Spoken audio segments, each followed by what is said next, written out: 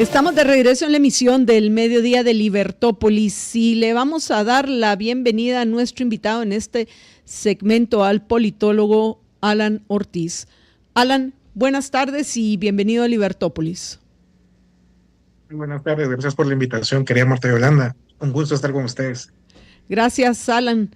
Vamos a conversar hoy contigo acerca de esta cumbre que se llevó a cabo el pasado fin de semana en Florida, Estados Unidos, convocada por el presidente Donald Trump.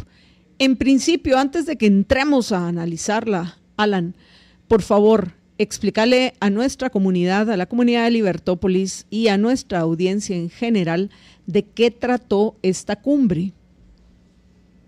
Buenísimo, pues el Shield of Americas o el Escudo de las Américas, digamos, es una iniciativa de cooperación militar y de seguridad impulsada desde la presidencia de los Estados Unidos, liderada por Donald Trump.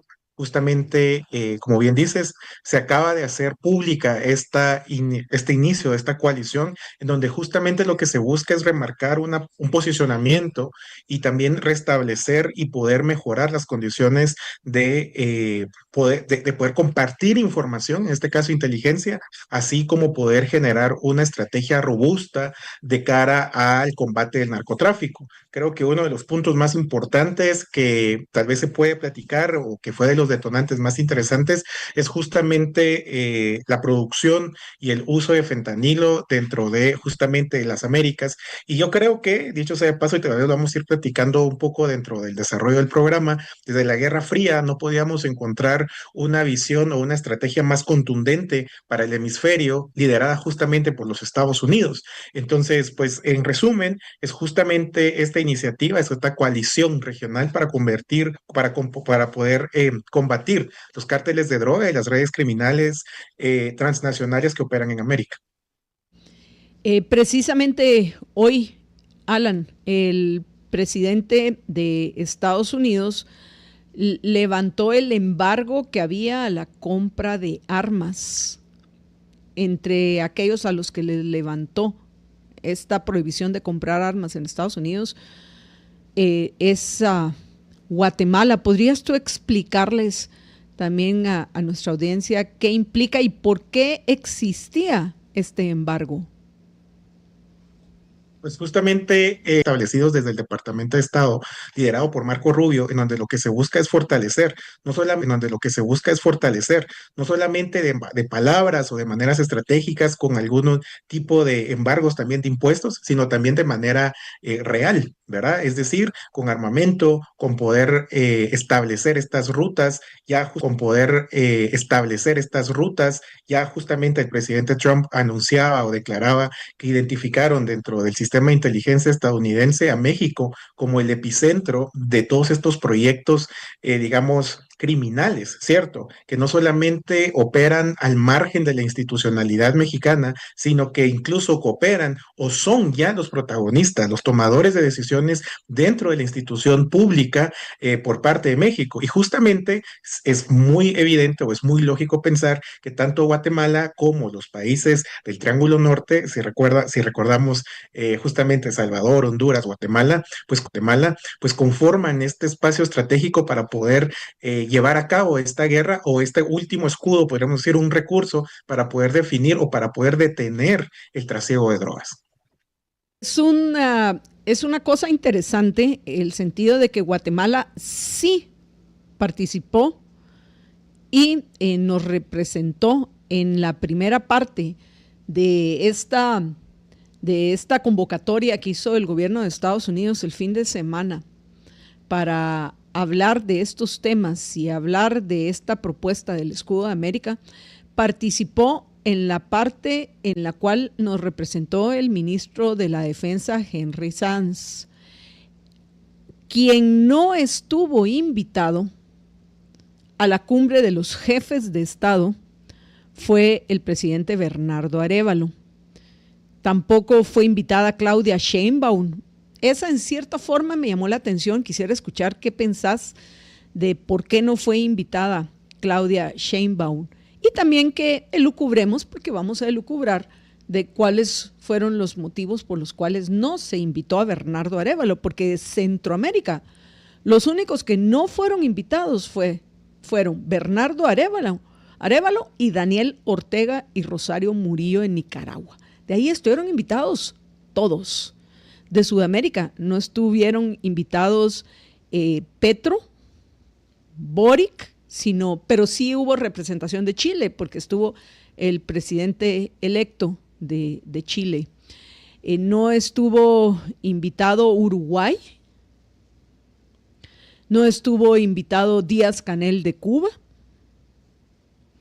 y cosa curiosa que tampoco estuvo invitada Delcy Rodríguez, a pesar de que, si recuerdo correctamente, el viernes Donald Trump ya oficializó y reconoció el gobierno de Delcy Rodríguez como el gobierno de Venezuela, que pues bueno, eso implicaría un programa entero para comentarlo, pero no fue invitada tampoco a esta cumbre, a pesar de que se supone que en Venezuela está el tren de Aragua, y la excusa que utilizó Donald Trump para atrapar a Nicolás Maduro fue que él era un líder de el tren de Aragua. Entonces, pienso que son todos detalles interesantes que podemos mencionar en esta conversación.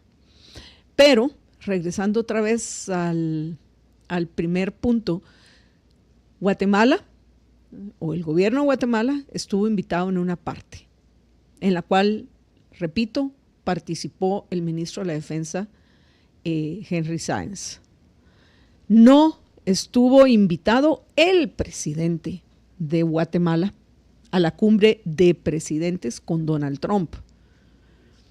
Tampoco estuvo invitada Claudia Sheinbaum, que pues ella sí se ha reunido con Donald Trump dentro del contexto del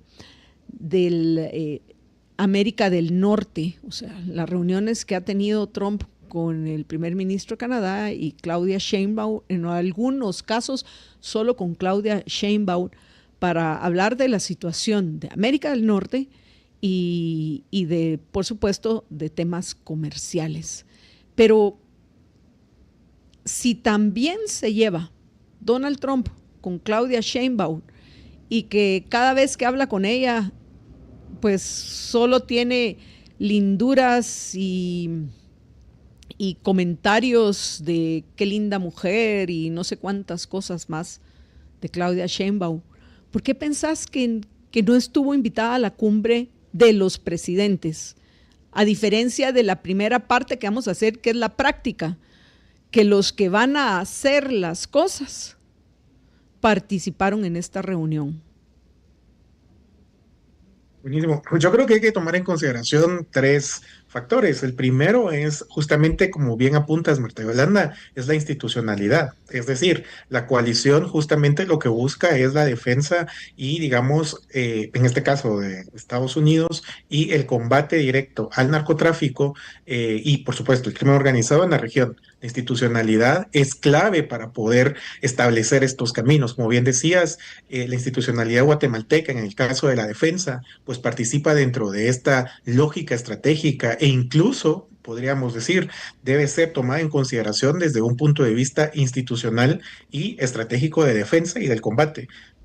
Sería contradictorio pensar de que esta lucha se va a poder hacer sin, como decía al principio, robustecer ese tipo de proyectos militares, armamentarios a nivel local. Es decir, al final del día, tanto la institucionalidad mexicana como guatemalteca y de toda Centroamérica necesita contar con esos recursos reales, es decir, necesita contar con armas, necesita contar con inteligencia y necesita también compartir la información que se tiene con los sistemas de inteligencia de Estados Unidos para la toma de decisión de justamente cuáles van a ser estas hojas de ruta de acción para poder combatir al narcotráfico y el crimen organizado.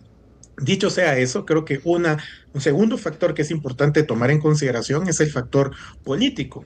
Muchos están platicando de multilateralismo selectivo. Y cuando hablamos de esta especie de multilateralismo selectivo, lo que estamos hablando es esta convivencia entre las naciones, pero en donde se favorece de manera política o simbólica a quienes puedan estar mayormente alineados con las líneas o las directrices del presidente Trump y la lógica de Estados Unidos en la defensa de sus fronteras, pero además también tiene condiciones ideológicas. En este sentido, justamente, y la fotografía que estamos viendo, pues se premia de una forma simbólica, política, a estos gobiernos que son ideológicamente y que están proactivamente enfrentando o tomando decisiones políticas a favor de este tipo de alineamientos o de estas estrategias. Entonces, no es extrañarse que justamente todos los presidentes que tú mencionas, entre ellos Bernardo Arévalo, pues no solamente obedecen a una línea ideológica distinta a la que se presenta, ¿verdad? Este realpolitik de derecha que presenta el presidente Trump sobre la mesa como una oferta no solamente discursiva, sino también de política internacional, sino que además, pues justamente se ha detectado, como bien dices, que muchos de los liderazgos de este crimen organizado y de esa inserción, no solamente que favorece a los intereses del narcotráfico, sino que incluso conviene y que incluye a estos actores dentro de la toma de decisión institucional, pues queden excluidos. Y ahí quiero hacer un repaso. No sé si recordamos, pero Claudia Sheinbaum es justamente la continuación del gobierno de Andrés Manuel López Obrador y justamente, y hago este puente porque creo que es importante repasarlo, Andrés Manuel López Obrador se le encontró varias veces en encuentros con personas o familiares relacionadas a narcotraficantes de alto nivel dentro del territorio mexicano. Incluso se le puede recordar que existieron algunas declaraciones y reuniones públicas con personajes vinculados directamente al crimen organizado y el narcotráfico en México, en donde justamente no solamente fue un punto de vista importante para poder ser tomado en consideración, sino que además reforzaba la idea o reforzaba esta narrativa que existe un peculado, que existe un caldo de cultivo regional que tiene algún tipo de identificación ideológica en donde justamente está asociado con la izquierda y con una narrativa socialista, inclusive progresista, en donde se ha vinculado pues estos personajes con el narcotráfico. A mí otra cosa que me llama la atención en ese sentido es que, no sé si recuerdan, pero justamente el año pasado también se tuvieron declaraciones sobre el sobrevuelo de aeronaves que contenían también cocaína y otro tipo de estupefacientes ilegales que cruzaban el cielo guatemalteco, entre otros tipos de espacios. Pues el presidente Arévalo en algún momento reaccionó de manera institucional diciendo que no tenía conocimiento sobre dichos acuerdos y negando esa vinculación, pero la acusación y el informe de inteligencia de los Estados Unidos de Norteamérica apuntaban que sí era cierto que era parte de una red de narcotráfico que justamente salía desde el sur hacia el norte, en donde, de nuevo, en palabras del presidente Trump, el epicentro y el protagonismo de la toma de decisión, pues estaba justamente en México. Además de eso, pues tenemos que tomar en consideración que la lógica estratégica de vinculación de fondos que proveen a las estructuras políticas que han cooptado a las instituciones en América Latina, muchos de estos financiamientos provienen justamente del narcotráfico y están vinculados bajo una lógica más o menos, una lógica más o menos ideológica. Y podemos encontrar justamente una afinidad entre los gobiernos ideológicos de centro izquierda e izquierda versus los más pragmáticos o los más conservadores, podríamos decir, o incluso los más libertarios, como el mismo Milei, en donde se ve como una amenaza a esa organización política o esas organizaciones que justamente trascendían a las naciones dentro del hemisferio. Entonces, creo que, bueno, y un tercer hecho que creo que es importante poner en consideración es la personalidad o el tipo de político que es el presidente Trump. Entonces, por supuesto, que el presidente Trump tenga o genere algún tipo de comentarios en reuniones particulares con la presidenta Sheinbaum no quiere decir de que uno, que sea excluida de manera institucional justamente la lógica de defensa y combate mexicano, pero tampoco quiere decir que se cuente con el beneplácito político ideológico para poder ser incluida dentro de este tipo de fotografías como la que estamos viendo justamente en pantalla o digamos en estos momentos simbólicos en donde se cierran filas políticas ideológicas dentro de lo que se conversa. Entonces creo que son esas tres cuestiones. Es un poco confuso para algunas personas, pero hace completamente sentido, ¿cierto? Bueno, entonces el motivo por el cual no invitan a Bernardo Arévalo, pero sí a Guatemala, porque repito, en la reunión de los que hacen, sí estuvo presente el ministro de la Defensa de Guatemala y firmó un compromiso en esa representación, que quisiera que habláramos de los compromisos que se firmaron y qué significa eso para nuestra Guatemala. Y que básicamente a la foto de los amigos no fue invitado Bernardo Arévalo, porque se le identifica como socialista. Para mí la definición de Bernardo Arévalo es un gosh caviar. Y una gran parte de los de este gobierno son unos representantes de la gosh caviar. Pero que a fin de cuentas, en general, se ha plegado a las demandas que ha hecho el gobierno de Estados Unidos. A diferencia de Claudia Sheinbaum, a diferencia de Díaz-Canel y a diferencia de Petro, que tampoco fue invitado. Sin embargo, en la reunión en la cual él participó hace unas semanas en la Casa Blanca con Donald Trump, pues llegó a ciertos acuerdos con él, que entiendo algo de estos ha ido cumpliendo, pero aún así, pues obviamente él no es de la foto, y mucho menos con las críticas que ha hecho ahora a la guerra que recién comenzó hace poco más de una semana, esta guerra de Estados Unidos e Israel contra Irán, que por cierto la OTAN, creo que fue viernes o sábado, y si no que me corrija Jorge o tal vez Alan, ya la OTAN derribó un nuevo misil, solo paréntesis, la OTAN derribó un nuevo misil cuyo destino era Turquía, y como Turquía es parte de la Organización del Tratado del Norte, es parte de la OTAN sale ya por segunda ocasión a defender Turquía. Vamos a ver qué va a pasar con esta situación si no logran vencer pronto al régimen de los ayatolas en Irán. Pero, regresando otra vez al punto, el gobierno de Bernardo Arévalo, en estos 2 años y pico, hemos visto que ha cometido algunos errores serios de comunicación. Y uno fue precisamente con el inicio de esta guerra en el cercano Oriente, con los comunicados que sacó el ministro de Relaciones Exteriores el fin de semana antepasado.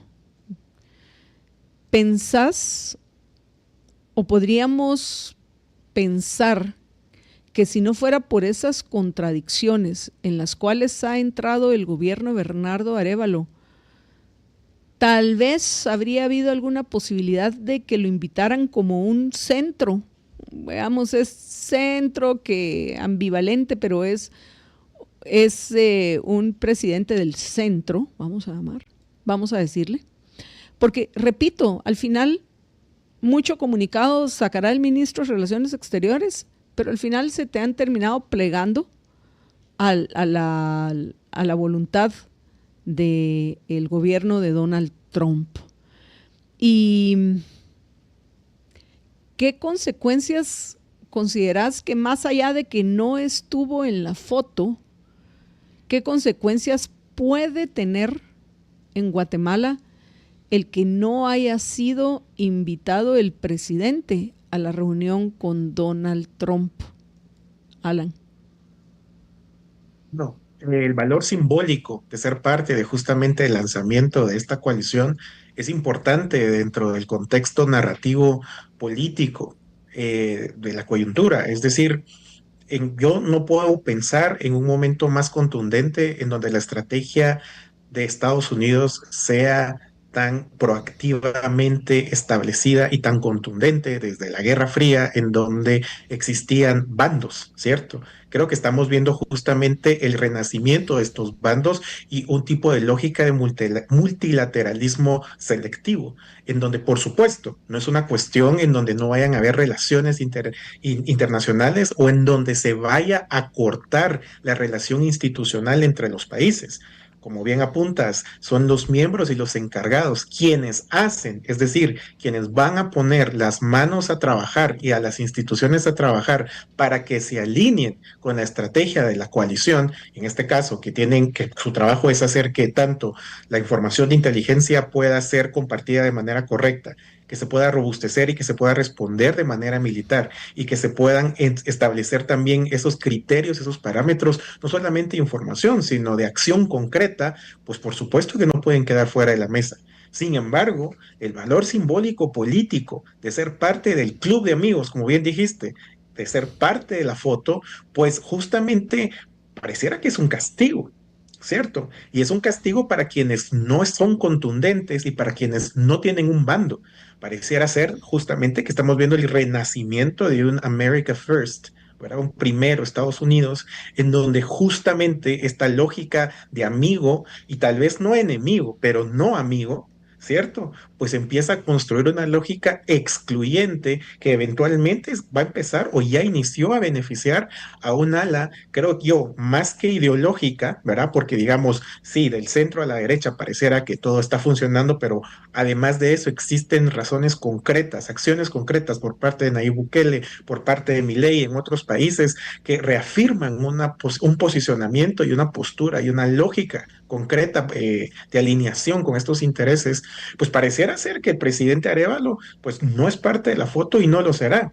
Y no solamente son sus confusiones o su debilidad, su incapacidad por tomar un bando y bandera, sino que también es, creo yo, las contradicciones políticas que se han convertido. A ver, los clubes importan, las fotografías importan. Recordemos que el presidente Arevalo en algún punto intentó coquetear con la idea de establecer relaciones con China y pasar y encontrar una lógica de apoyo, digamos, bilateral, jugando un poquito a quedar bien con Dios y con el diablo.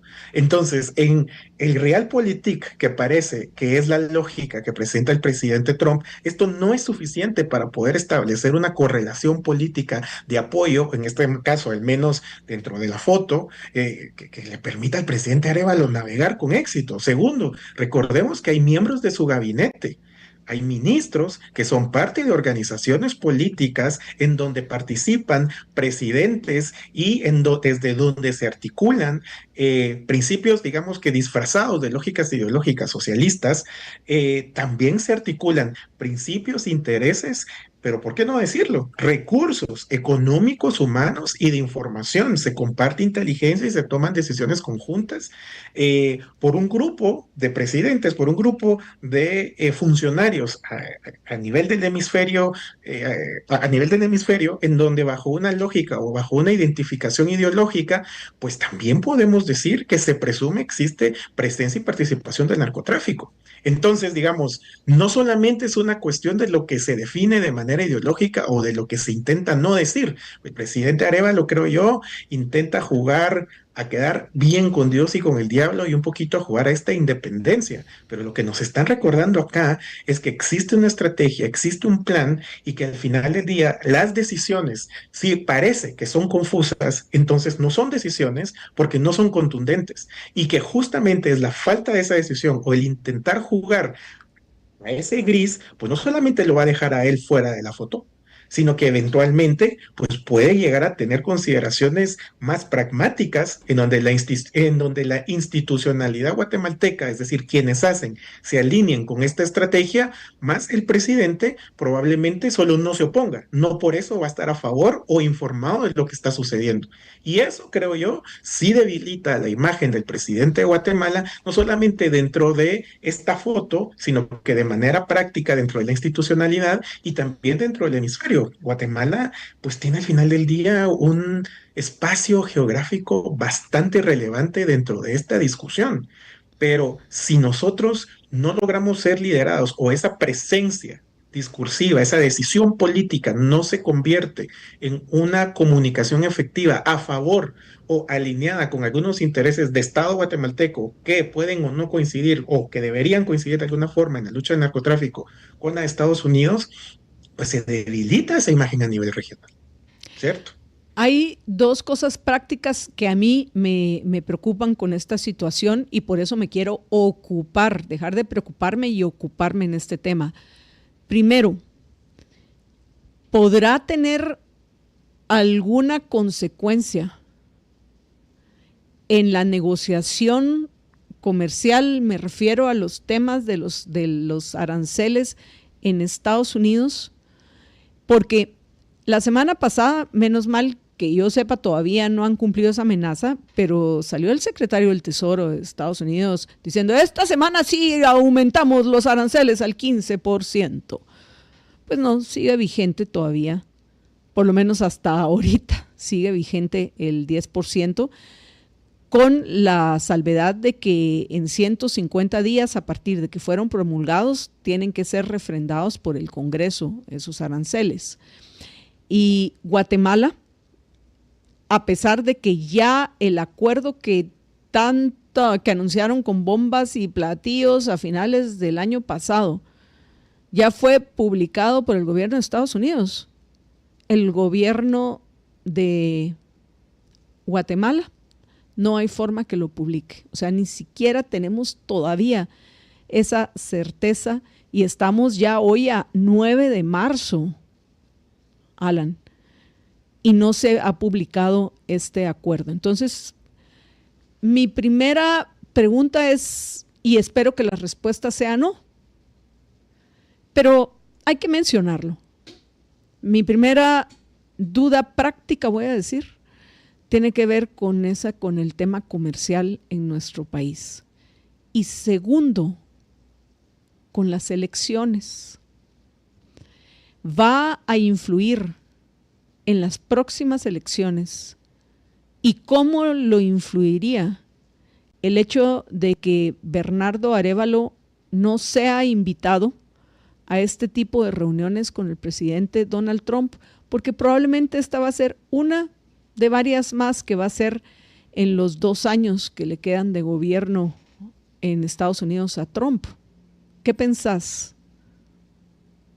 Bueno, voy a empezar de atrás para adelante. Definitivamente estas manifestaciones públicas de apoyo o de acercamiento al presidente Trump, pues sí toman, sí tienen consecuencias y sí constituyen algunos hitos en temas electorales. Y un ejemplo claro, creo yo, de ser parte del club es Laura Fernández Delgado, justamente en Costa Rica, quien utiliza como uno de los instrumentos narrativos, uno de los elementos narrativos, no solamente el apoyo del presidente de los Estados Unidos, sino también su acercamiento al club de amigos del presidente Trump, en donde el presidente Bukele pues juega un papel importante dentro de justamente la batalla o la contienda política en Costa Rica. Y eso al final le termina dando una victoria porque a niveles de popularidad las personas pues justamente dimensionan o establecen esas expectativas como un tipo de respuesta. Recordemos que al final del día un poco el realpolitik de Trump y de sus amigos lo que han demostrado es acciones concretas, ¿verdad? Y justamente soluciones. Que esto, digamos, esta oferta de soluciones a corto plazo viene justamente como contrarrespuesta a procesos de diálogos interminables y burocratización a los que nos estaban queriendo acostumbrar, pues un poco también los amigos burócratas del caviar que bien mencionas, ¿verdad, Marta Yolanda? Y justamente mucho diálogo, pero poca acción. Entonces, es esta consigna, ese realpolitik, es esa consigna de poder dar y poder ofrecer algún tipo de soluciones, en este caso a las cuestiones del narcotráfico, pero también a otro tipo de situaciones. Recordemos, Nayib Bukele con las cárceles y el tema justamente de la violencia, o Milei en su caso con la atención de urgencia a la economía. Es decir, esta receta o este eco, este endorsement que existe a nivel político dentro de la región es muy importante. Recordemos, nos guste o no, Estados Unidos sigue siendo la economía más fuerte del hemisferio y sigue liderando de manera solamente económica, sino también militar. Y ser parte de este club te da algún tipo de acceso y concesiones. Y por supuesto que es importante que el líder de una nación tenga acceso a ese club y pueda entablar este tipo de conversaciones con los demás líderes del hemisferio que justamente se acercan a Trump. Creo que eso, por supuesto, supuesto que va a ser definitorio en temas electorales y en temas también narrativos y también en la toma de decisiones a nivel político local.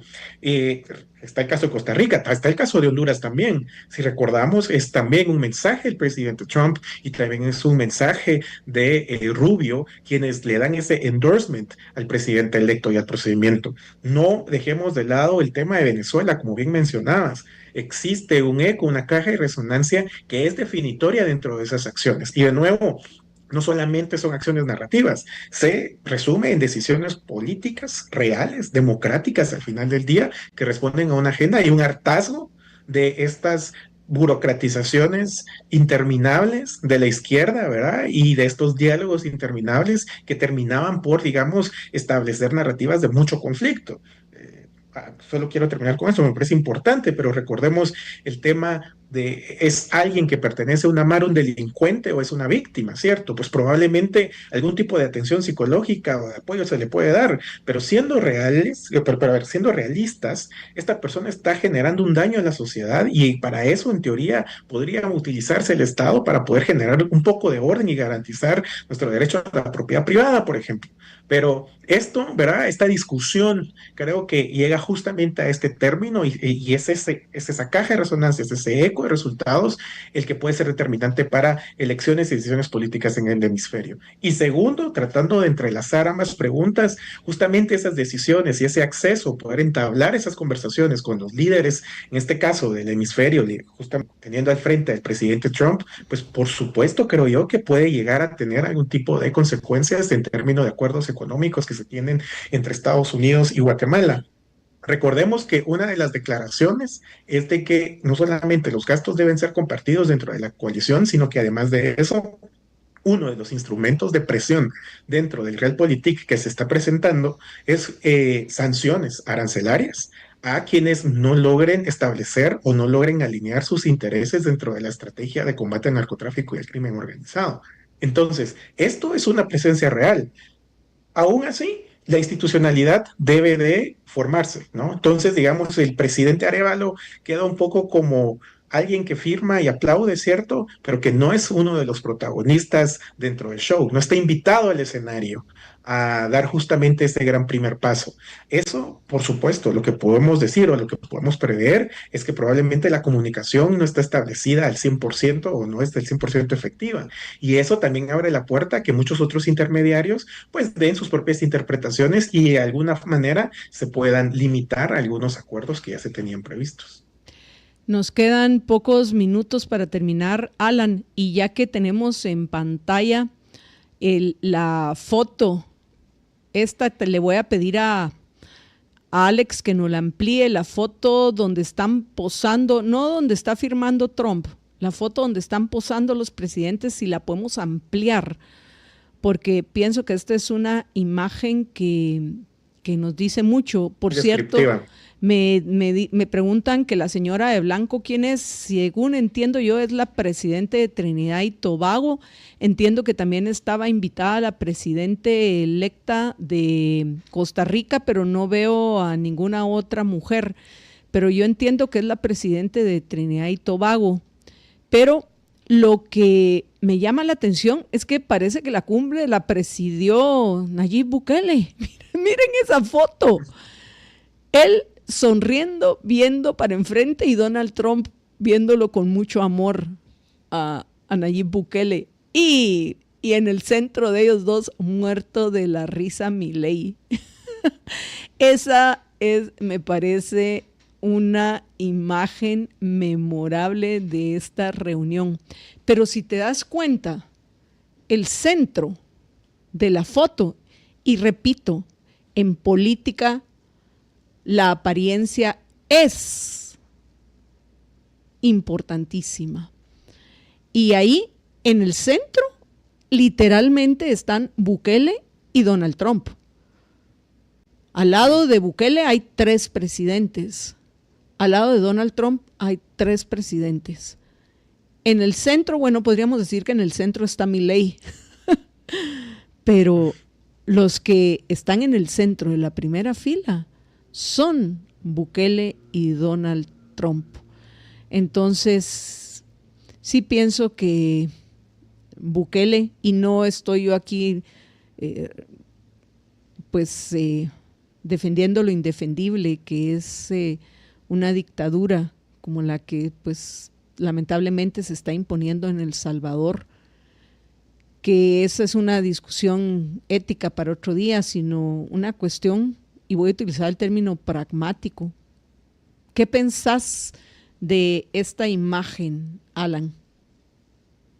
No, creo que tanto Bukele como Trump representan en ambos casos una ruptura del sistema. En el tema de Bukele era justamente el final del bipartidismo y esta tercera vía de las soluciones, digamos, inmediatas en El Salvador. Creo que eso le permite a él construir no solamente esta imagen de outsider, sino que reafirma esta postura y este posicionamiento de realpolitik al que me refiero, en donde existen soluciones de corto plazo a problemas, digamos, bastante estructurales, en donde la institucionalidad a veces, ¿verdad?, queda un poco de lado y lo importante es justamente poder tomar acción. Sin embargo, Trump representa más o menos lo mismo. Recordemos que él corre por el Partido Republicano, pero no es, digamos, un político republicano de trayectoria. Su discurso tampoco podría ser considerado desde, bueno, los más conservadores podrán decirlo mejor que yo, pero no refleja la institucionalidad del Partido Republicano, ¿cierto? Entonces, creo que ambos justamente simbolizan ese quiebre